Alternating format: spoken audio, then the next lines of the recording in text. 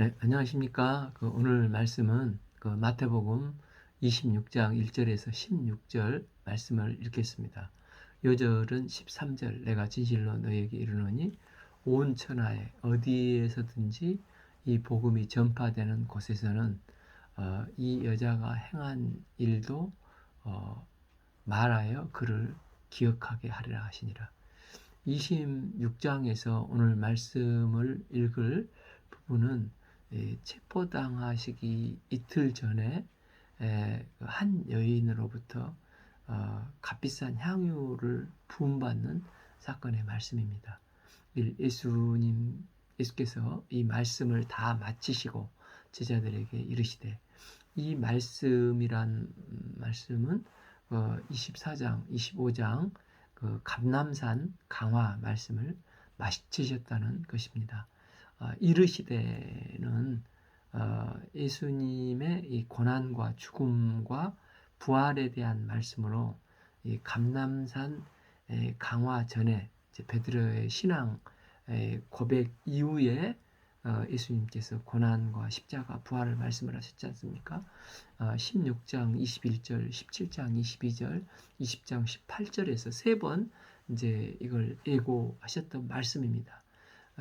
마태복음 16장 21절에서 이때로부터 예수 그리스도께서 자기가 예루살렘에 올라가 장로들과 대제사장들과 서기관들에게 많은 고난을 받고 죽음을 당하고 제3일에 살아나야 할 것을 제자들에게 비로소 나타내시니, 이 말씀으로, 이 말씀은 이제 구약에서부터 줄기차게 애언된 대로 이 구약이 오래된 약속, 이게 예수님의 십자가와 부활에 대한 약속이지 않습니까?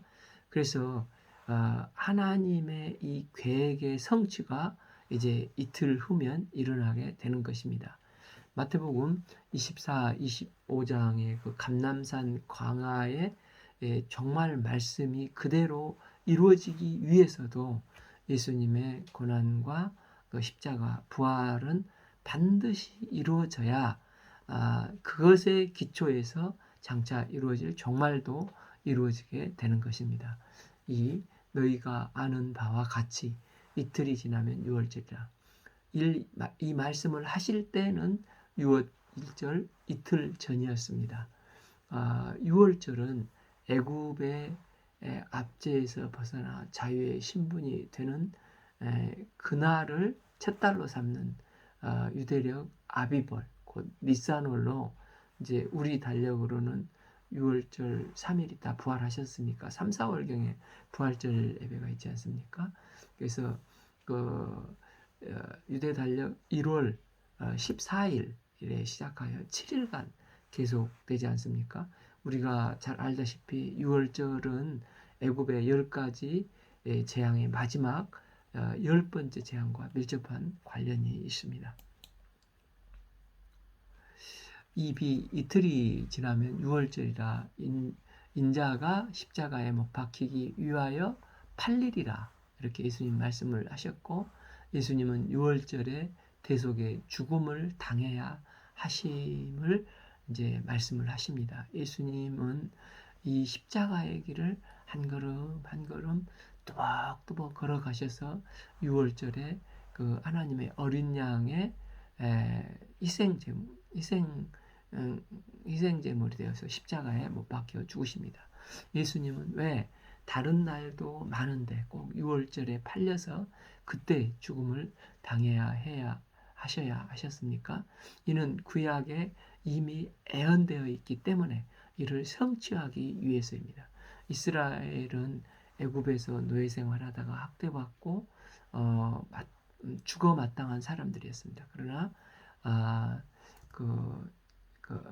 출애굽기 12장 13절을 봐보면, 내가 애굽 땅을 칠 때 그 피가 너희가 사는 집에 있어서 너희를 위하여 표적이 될지니, 내가 그 피를 볼 때 너희를 넘어가리니 재앙이 너희에게 멸하지 아니하리라. 이 문지방에 발라에는 피를 보고 은혜로 이스라엘이 이 순종했을 때 하나님의 약속대로 재앙이 이 패스오버 하게 되어서 하나님은 구원의 날을 이 날을 절기로 삼아서 영원한 규례로 지키라고 하셨습니다.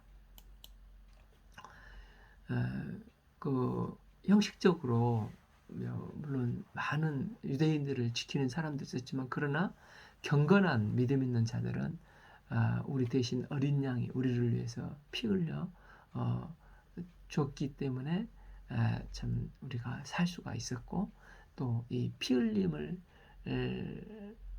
이걸 믿을 때 유월절에 은혜가 임한다는 것입니다.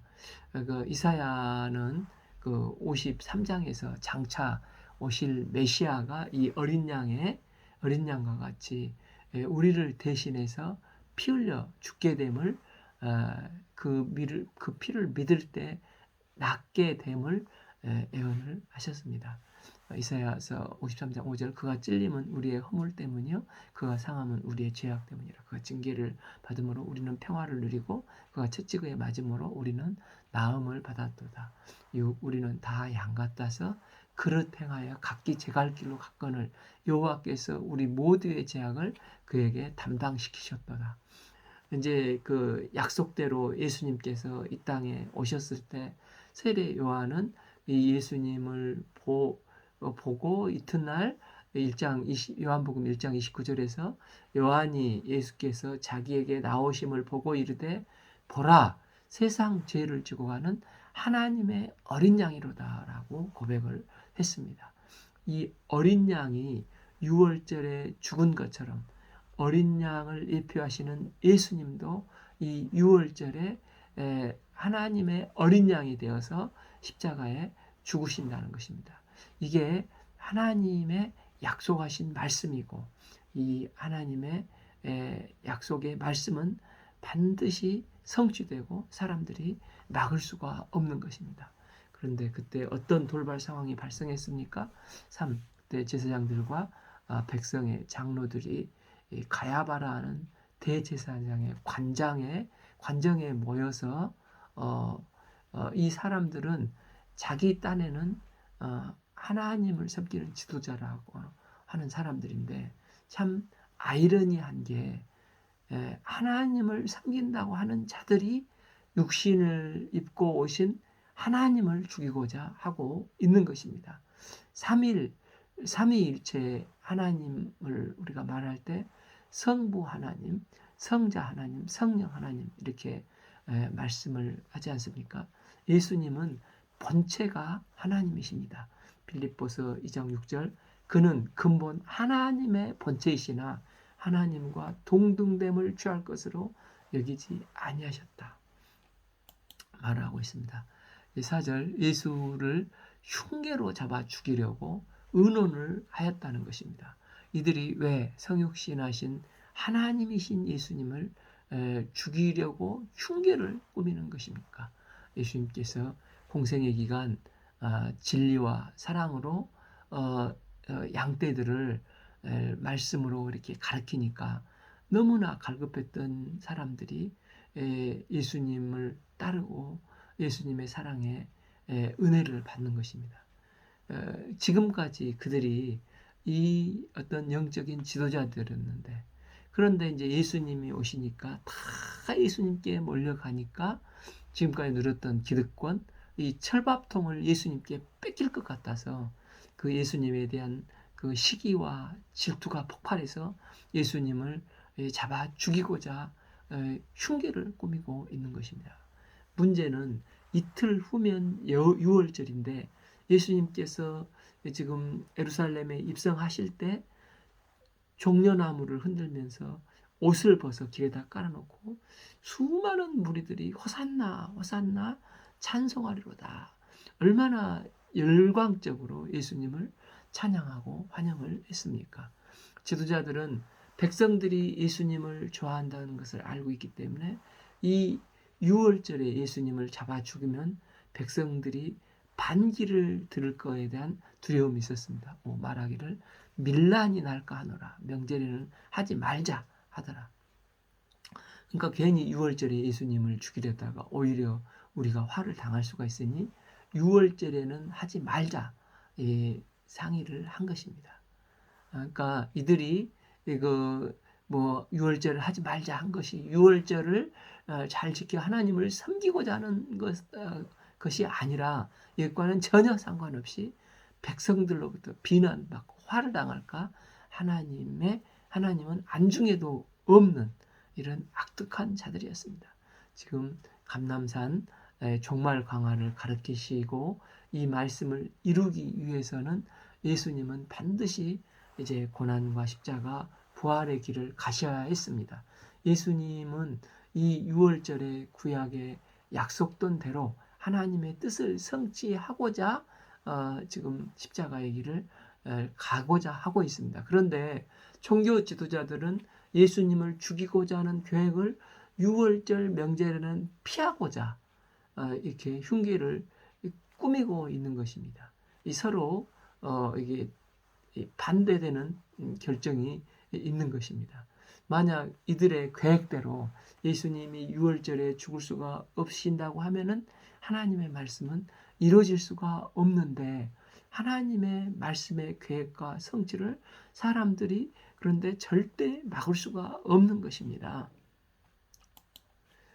그 시편 이제 2편 3, 4절처럼 세상 사람들이 어찌하든지 하나님의 말씀이 이미 맨 주권적인 계획이 이루어지지 못하도록 가진 수단과 방법을 다 동원해서 방해하고 허사를 경영하며 막고자 합니다. 그런데 그것은 다 헛일이 되고 하나님의 계획은 반드시 하나님의 주권대로 하나님께서 인류 구속 역사의 수레바퀴를 이루어 가시는 분이십니다.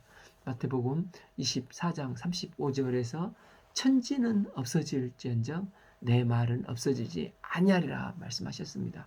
이처럼 종교 지도자들이 유월절에 죽임을 당할 수 없도록 결정을 했다 할지라도 하나님은 유월절에 어린 양이 죽는 것을 이미 구약에서 수없이 지정을 하셨기 때문에 하나님의 뜻대로 이것은 이루어질 수밖에 없는 것입니다. 예수님의 생애는 이 하나님의 뜻을 온전히 성취하시는 삶입니다. 지금까지 1절에서 5절은 6월절 이틀 전 사건을 기록한 것인데 이제 그 6절부터 이제 그 나사로 누이 마리아가 기름 부은 사건이 이제 6일 전 사건인데 이게 여기에 이제 기록을 하고 있습니다.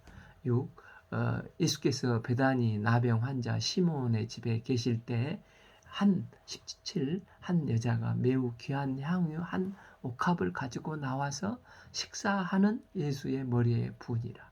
여기서 이제 마태복음은 이름을 넣지 않고 있는데 왜냐하면 이 마태복음이 기록될 당시에는 유대교 크리스찬들이 이렇게 핍박을 받는 입장이었기 때문에 이름을 드러내면 불이익을 당할 수가 있었기 때문에 이름을 밝히지 않습니다.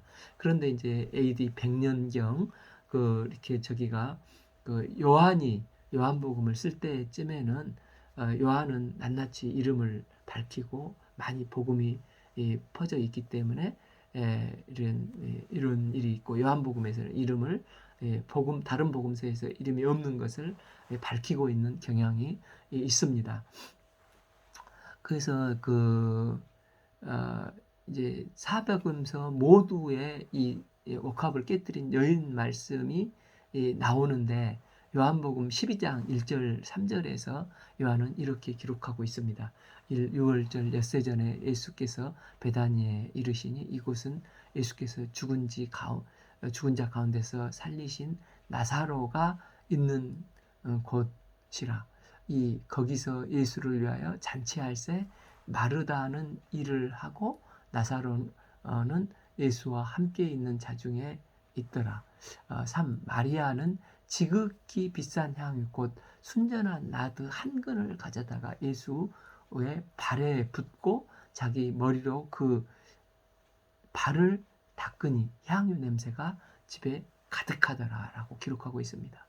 그럼 마태는 왜 이 시간 순으로 정리한 이런 편년체 기록이 아닌 어떤 기사 본말체 같은 형식으로 먼저 발생되는 사건을 뒤에다가 삽입해서 기록한 것일까요? 예수님은 자신의 죽음은 구약의 유월절에 죽을 어린 양으로 이미 예표된 사건으로 이틀 후에 유월절에는 고난받으시고 하나님의 뜻인 인류의 죄 문제를 해결하기 위해서 죽음을 당하셔야 했습니다. 그런데 종교 지도자들은 자신들의 기득권을 지키기 위해서 시기와 실지심으로 말미암아 예수님을 죽이고자 했습니다. 그런데 예수님은 십자가의 죽으심으로 누구든지 예수를 믿으면 생명을 얻고 영원한 생명을 얻게 해주시기 위해서 십자가의 길을 가시고자 한 것이 예수님의 입장이십니다. 그러나 제자들은 예수님의 죽으심에 대해서 어떻게 생각을 하고 있었습니까? 8. 제자들이 보고 분개하여 이르되 무슨 의도로 이것을 허비하느냐. 9. 이것을 비싼 값에 팔아 가난한 자들에게 줄 수 있겠도다 하거늘. 이 향유 붓는 사건은 사복음서에 다 기록이 되어 있는데 공생의 초기에 발생한 누가복음만은 이 별도의 사건이고 공생의 말기에 기록된 마타, 마가, 요한은 같은 사건을 다른 관점에서 기록한 것으로 보고 있습니다. 누가복음은 죄사함을 감사해서 기름 부은 것으로 기록되어 있고 반면 마태, 마가, 요한은 예수님의 장례를 준비하기 위함이다라고 기록하고 있습니다. 그래서 요한복음 12장을 보면은 이 여자는 하나님의 말씀을 즐겨 들었던 마르다 동생 마리아였던 것을 알 수 있습니다. 6월절 6일 전에 예수님의 장례를 준비하여 예수님의 발에 붓고 자기 머리털로 그의 발을 닦으니 발에 기름을 부었던 것입니다. 이때 그 마가는 어떤 사람들이 이 여인을 비난했다고 하고 요한복음의 요한은 가룟 유다가 비난했다고 나옵니다.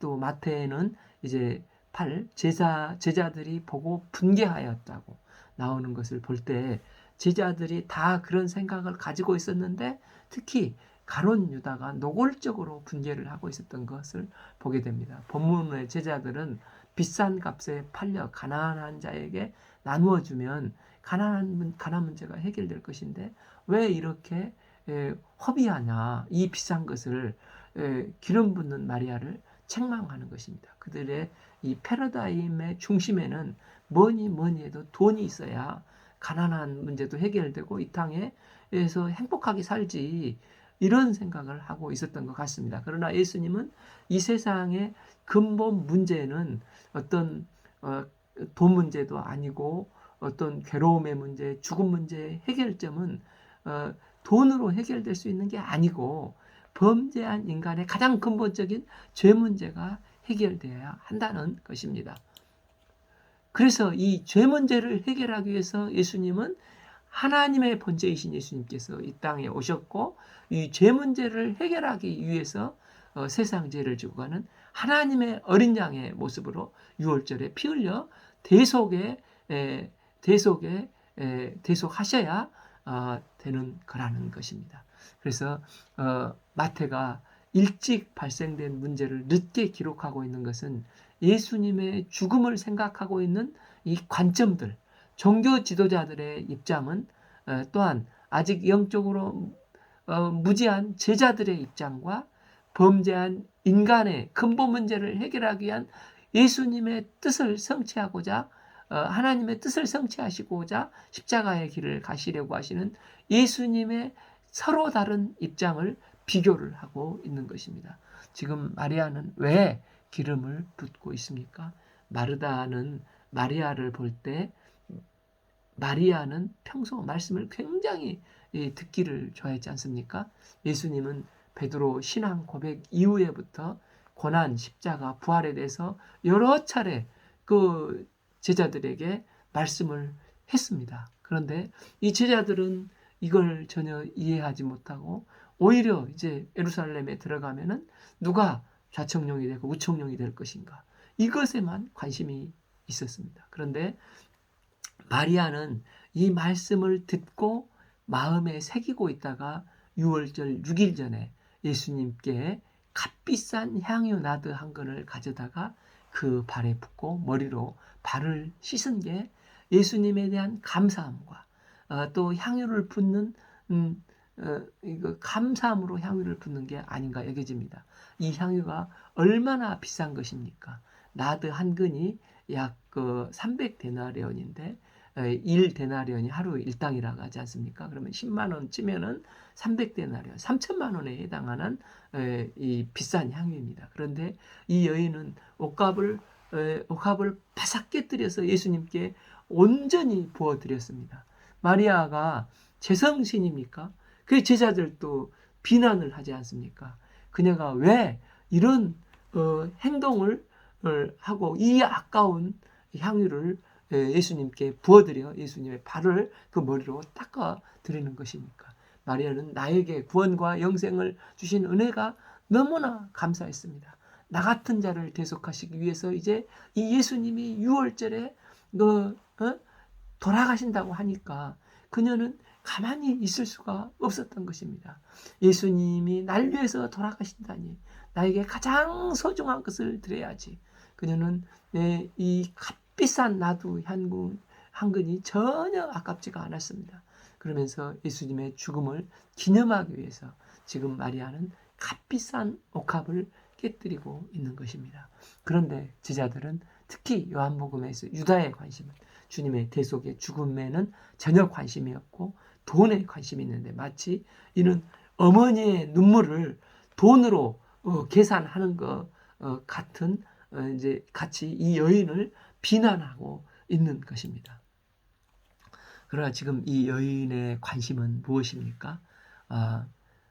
죄 문제가 해결되어야 근본 문제가 해결되는데 예수님께서 세상죄를 지고 우리를 대신해서 6월절에 죽으실 건데 여기에만 관심이 있었습니다.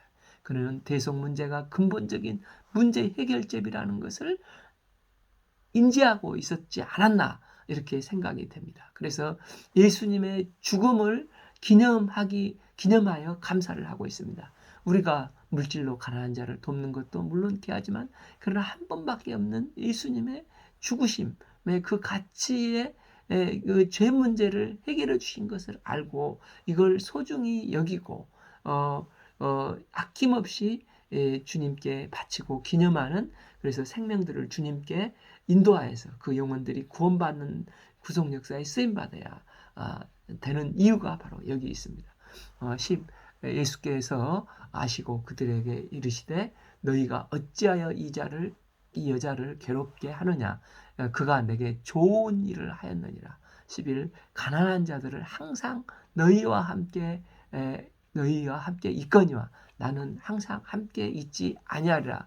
아마 예수님도 평상시 같으면은 이걸 원치 아니하시고 이 아까운 것을 나에게 이렇게 하지 말고 가난한 자 팔아서 가난한 자를 도우라 이렇게 하셨겠죠. 그러나 이제 주님은 이제 6일 후 혹 이틀이 지난 후에 6월절에 하나님의 말씀을 성취하기 위해서 하나님의 어린 양으로 희생의 십자가를 지셔야 하는 것을 십자가의 길을 가셔야 했습니다. 그러나 제자들은 여러 번 말씀을 했는데도 아는 것 같지가 않고 누가 좌청룡 우청룡이 될 건가 우백호가 될 건가만 관심이 있었습니다. 그런데 생각지도 않게 이 마리아가 늘 말씀을 귀담아 듣더니 6일 뒤면 십자가의 길을 가셔야 되는데 그것을 마치 아는 양, 이 값비싼 향유를 들고 와서 바싹 깨뜨려서 예수님께 온전히 부어드리면서 그것도 머리로 여자들의 가장 귀한 게 머리인데 정말로 이렇게 헌신을 하지 않습니까? 헌심이 아니라 헌 마음을 드리는 게 아니라 몸을 온전히 들여서 주님께 이렇게 그 옥합을 깨뜨리는 것입니다. 예수님은 이런 마리아의 속마음을 너무너무 중요하게 생각하고 칭찬을 해주시는 것입니다. 12. 이 여자가 내 몸에 이 향유를 부은 것은 내 장래를 위함이니라 하시면서 13. 내가 진실로 너에게 이르노니 온 천하에 어디든지 이 복음이 전파되는 곳에는 이 여자가 행한 일도 말하여 그를 기억하리라 하시니라. 놀라운 칭찬의 말씀을 예수님께 이 여인이 듣습니다. 예수님의 구원의 은혜에 대한 감사와 죽음의 가치를 아는 여인의 믿음과 아낌없이 헌신하는 이 여인을 예수님은 너무너무 귀하게 여기시고 온 천하에 복음이 증거될 때 이것을 기념하도록까지 하십니다. 그래서 복음이 전파되는 곳에 이 여자의 행한 일도 모든 사람에게 기억될 것이라는 것입니다. 유월절 대속의 어린 양이 되사 내 대신 피 흘려 죽으신 예수님의 사랑에 감동되면 마리아처럼 이것을 표현이 돼야 된다는 것입니다. 우리가 이 주님의 이 사랑에 감동이 되어서 찬송과 기도와 나의 행위를 통해서 진심으로 표현하여 믿음의 표현이 아름다운 나드의 향기와 같은 향기가 나는 믿음의 삶을 살 수 있기를 기도합니다. 우리도 예수님의 대속의 죽음에 감사하고 기념하여서 정말로 세상의 빛과 소금과 같이 아름다운 이 나드의 향기가 펼쳐지는 삶을 살 수 있기를 기도합니다. 14. 그때 12 중에 하나인 가룟 유다라 하는 자가 대제사장에 가서 말하되 예수님의 목적과 계획은 유월절 십자가를 지는 것이었습니다. 그러나 종교 지도자들은 흉계를 꾸미고 예수님을 죽이고자 했습니다. 그런데 방금 봤듯이 5월절에 5절에서 계획은 6월절에 밀란이 일어날 것을 걱정해서 6월절에는 하지 말자고 했습니다. 예수님은 6월절에 어린 양이 될 것이다. 구약의 말씀대로 하나님의 말씀을 이루시고자 하셨습니다. 그런데 제사장들은 6월절에 안 한다. 별일 없으면 쭉 이제 이렇게 흘러가게 되면은 하나님의 뜻이 어긋나지 않습니까? 그런데 하나님의 뜻이 이루어진다는 것을 어떻게 알 수가 있습니까? 변수가 생겼습니다. 가룟 유다가 예수님을 찾아와서 예수님 찾아가서 신보 내가 예수를 너희에게 이제 종교 지도자들을 찾아가서 15 내가 예수를 너희에게 넘겨주리니 얼마 주려느냐 하니 그들이 은 30세겔을 달아주거늘. 이게 저기는 그 노비가 이게 저기를 소에 들여받아서 그 노비가 죽으면은 그 주인이 그 배상해 주는 게 은 30세겔이라고 합니다. 그리고 그 삼손이 팔렸을 때 드릴라에게 준 돈이 그 5,500인데 지금 이 30세겔에 팔렸는데 이 샤가라서 말씀을 성취하기 위한 것이었습니다. 16 그가 그때부터 예수를 넘겨줄 기회를 찾더라. 그래서 그 사람의 계획이 이것 때문에 꺾여버리고 6월절에 하나님의 뜻대로 예수님을 십자가에 죽이게 되는 계획이 급 반전이 이루어지게 되는 것입니다. 우리가 인생을 살아가면서 하나님의 계획과 사람의 계획이 충돌하고 갈등이 벌어질 때가 있습니다. 그럴 때 정황을 보면 사람의 계획대로 될 것 같이 보입니다. 하나님의 계획은 돌발 사태가 벌어지지 않는 한 안 될 것 같습니다. 그런데 시간을 지나놓고 보면 하나님의 계획대로 되는 것을 우리는 보게 됩니다. 때문에 우리는 세상의 정황을 따지지 말고 성령께서 말씀과 기도를 통해서 어떤 사건을 통해서 하나님의 뜻과 계획을 나에게 분명하게 선명하게 확신을 주시면 더 이상 머뭇거리지 말고 하나님의 뜻과 계획에 순종해 나가면 무조건 승리하게 된다는 것입니다. 우리가 하나님의 뜻과 사람의 뜻이 충돌할 때 묘하게 사람의 뜻이 훨씬 설득력이 있어 보이고 그렇게 하면 될 것 같지만 그때 믿음이 무엇입니까? 주님의 말씀과 기도를 통해서 주님께서 계획하신 것을 그 확신이 들었을 때 그것을 견고히 붙드는 것입니다. 때문에 우리의 답은 우리는 답을 알고 사는 인생들입니다. 요나의 비유를 봐보십시오. 요나는 인간적인 계획은 다시스로 도망가신 것이었습니다. 반면 하나님의 계획은 원수의 나라 이방 느니웨로 가서 하나님의 말씀을 증거하는 것이었습니다. 고집이 세고 선민의식이 강했던 요나가 하나님의 계획을 영접하지 않고 반대편 다시스로 도망을 가고자 합니다. 욥바의 가보니 배도 준비되어 있고 또 다시스로 가도 순풍입니다.